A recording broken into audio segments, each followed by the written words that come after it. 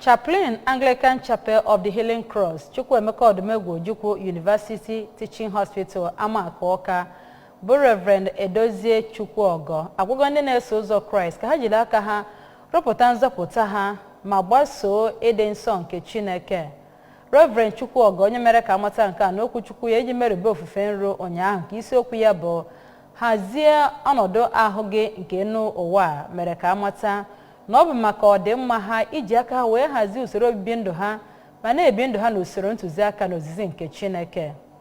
Amaka Chibụzọ Okoye wetara akụkọ a n'uju.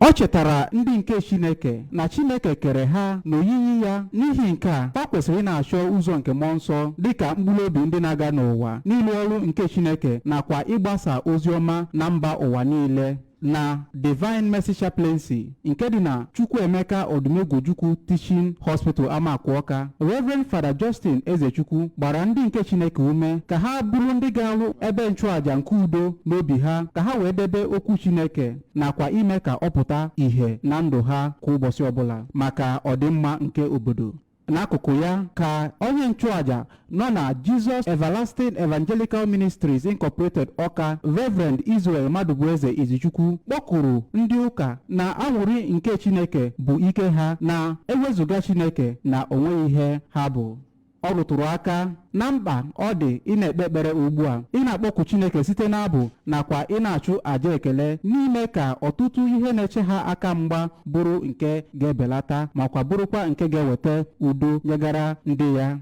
Anọ na ya bụ ụka nke akara wee kpee ekpere maka udo nakwa ọganiru nke obodo, ebe ịchụ àjà ekele bụ nke chịkọtara ya bụ ụka.